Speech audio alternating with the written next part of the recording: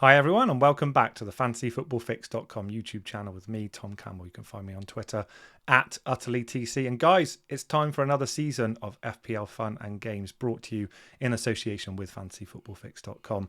This series is all about introducing you to some of the elite managers that we've got helping us out over on the site. And in this video, we are going to be taking a look at two of the first drafts that have been submitted by two of our elite managers. So guys, without further ado, let's get right into it.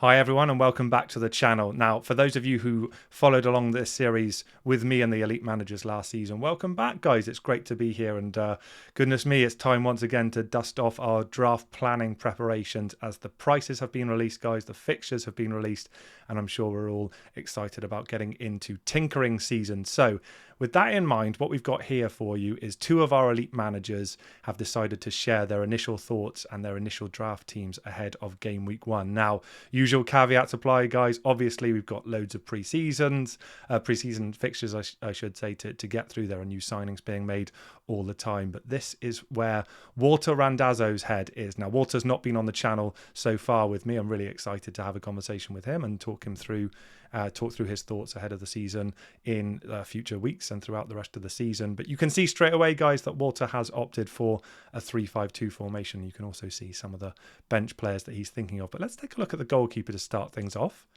And you can see that Walter has opted for Jordan Pickford in goal. He's got that nice Fulham home fixture in his opening game. Now, they weren't great shakes, were they, Everton last season? But look, he's a very, very budget-friendly option there and a nice home fixture. And obviously, Walter's thoughts initially is looking to get super cost-efficient approach to formulating his draft team with 4.5 million spent on Jordan Pickford and indeed backed up with Leno on the bench as well, his opponent in game week 1 with 4.5 million for Burton Leno as well. So an interesting pick there.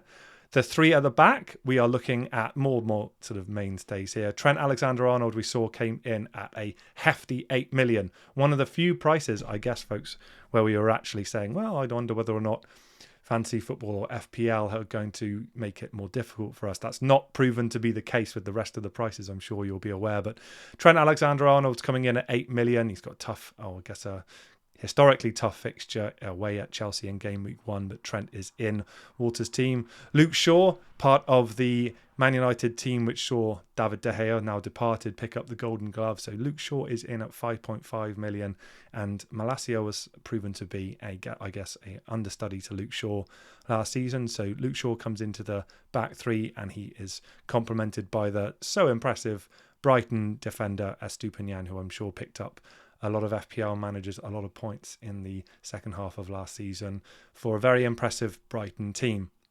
So it's a back three for Walter. That's how he's decided to shape things up initially.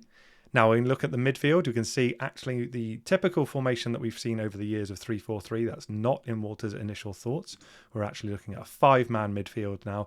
And goodness me, you can see a lot of Brighton colours on this slide, can't you? With the phenomenally exciting Enciso, I believe is how it's pronounced. Now, he could have been classified as a forward. We weren't entirely sure, but coming in at 5.5 million and with that Luton home fixture in game week 1 looks to be a super exciting pick. And he's supplemented by Matoma, who was, as we know, somebody who found his way into all of our teams, I guess, at different points last season. And coming in at 6.5 million, that does appear to be, I guess, very, very favourable in terms of the pricing. I think we were expecting that to perhaps be a little bit higher. And indeed, that is the case with Saka, who has a home game against Nottingham Forest in that opening game. He's actually picked up the vice captaincy for Walter as well. And 8.5 million, again, I think we were expecting that to potentially cost us a little bit more money. Mbuemo, as we know, or Mbumo for Brentford with Ivan Toney not being available for the foreseeable future. 6.5 million is going to tempt a lot of managers, I'm sure, particularly bearing in mind that he is classified as a midfielder. And Marcus Rashford, goodness me, what a season he had last season for Man United, scoring all of those goals. Be interesting to see whether or not he will be operating through the middle or on the left-hand side. That was certainly a contentious part of Erik ten Hag's plans last season. So it's going to be interesting to see where he operates, but certainly at 9 million and with that opening game week 1 fixture against Wolves makes all kinds of sense for Rashford to find his way into the team. Walter is looking at a front 2. Now, I'm sure you can guess who is his captain, but what about the other player? Well, we can have a little look here. It is, of course, Erling Haaland has picked up the captaincy. And excuse me if you picked up that. There was a phone call coming in. Apologies, I couldn't decline that quick enough. And Gabriel Jesus is the other forward there. 8 million, another very friendly price. And we'll see whether or not he is going to be the number 9. Obviously, Arsenal have also been busy in the transfer market and they have picked up Martinelli amongst others, picking up, and Declan Rice. As a West Ham fan, that's been a bittersweet pill for me to swallow. But looking through the bench as well, you can see that Walter's not looking to expend much money on his bench, with Bell at just 4 million, one of those precious 4 million assets for Luton in the opening game week, and then supplemented by Bayer and Adebayo respectively, with, as I mentioned, Leno as his sub goalkeeper. So that is how Walter is shaping up for game week 1. Now we do have another team for us to look forward to, so cast your minds back. You'll remember James from last season. Let's take a little look at how James is shaping up.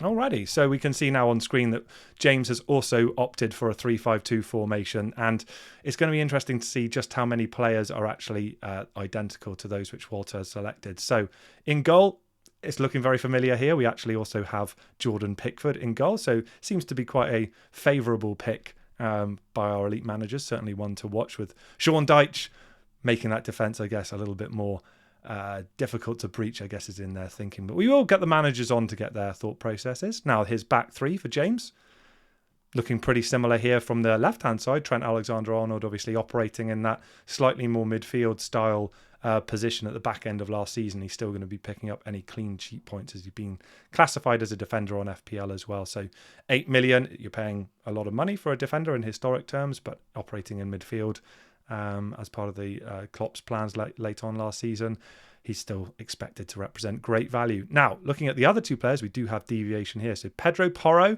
for Tottenham Hotspur is an interesting pick that James has identified as being value at just 5 million. So obviously Spurs under new management now, it's going to be interesting to see how they shape up defensively and on going into the season, with still some business to be done. I'm sure they've obviously picked up James Maddison in the close season already, and it's going to be interesting to see how they operate defensively. But Pedro Porro is one of James's pick in the back line.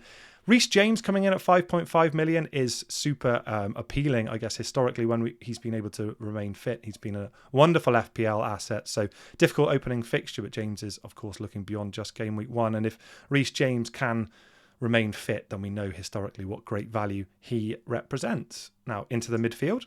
Slightly different here, but again, you will see some, I say slightly different, it's just one player different. So we don't need to talk about the likes of Rashford, Saka, Mitoma and Mbumo, respectively. They seem to be players who are really featuring in our elite managers thinking. But also we've got Odegaard there at 8.5 million here. We did have a price increase off the back of a wonderful season, so seeing him and Saka dovetailing in the midfield for James is going to be interesting. He's obviously backing Arsenal to make an impressive start to the season and continue where they guess they left off, obviously picking up, I think it was 43 points out of the first 48 in the first half of last season. So to see Odegaard and Saka in the midfield obviously makes sense from that respect. Up front, we've also got Erling Haaland, as you can imagine. Again, with the captaincy, I suspect that will be pretty ubiquitous across all of FPL. And Nkunku for Chelsea, which is going to be, I think, a player which excites a lot of people, seeing him come into that Chelsea team. Obviously, Bowley spent an awful lot of money, and it's going to be fascinating to see how Pochettino manages to gel those teams or those players together and see if he can get them into a more cohesive, effective unit than Potter and Lampard managed last season. You can see on the bench we've got another 4.5 million rotation option or secondary option there in Areola for West Ham. Lamptey and Bell, again, super cheap options, of which there are a couple that the guys are already identifying, and then Sims for for his third make weight on the bench as well. So the elite managers really at this point, guys, are suggesting not to be spending too much money on the bench. And these are, of course, only initial thoughts. But guys, what do you think of these two teams? Do please let me know down in the comments as to how many of these players are in your initial drafts. How many of these players do you think, now that you've seen, you might be considering bringing in? Let me know, and we can get those thoughts back to Walter and James. And of course, we will go through some of our other elite managers as they submit their first drafts ahead of Game Week 1. And you can follow along, guys, on the fantasyfootballfix.com website as well in the elite manager section and see how they blog their thoughts over the preseason. It's going to be really interesting to see how that plays out. And ongoing, guys, I'll do another one of these previews for some other draft teams in due course, and super excited to get the guys on to talk through ahead of Game Week 1 in the coming weeks as well. So great to be back. I'm excited to bring this series to you again. Apologies if there have been any technical slip-ups in this, and I did have a decline call I had to make during the video, so apologies for that. I'll try and make sure that doesn't happen ongoing, guys. But do please smash a like on the video. Do please subscribe to our fantasyfootballfix.com YouTube channel if you haven't already. We're really excited to try and get the number up to 40,000 subscribers as soon as we possibly can. And do head over to fantasyfootballfix.com right now, and you can upload your squad and have a good tinker and make use of all the many really helpful and cool tools that we have available on the website. And with that said, guys, I look forward to coming back to you next week. Have a great week. Happy tinkering. Goodbye.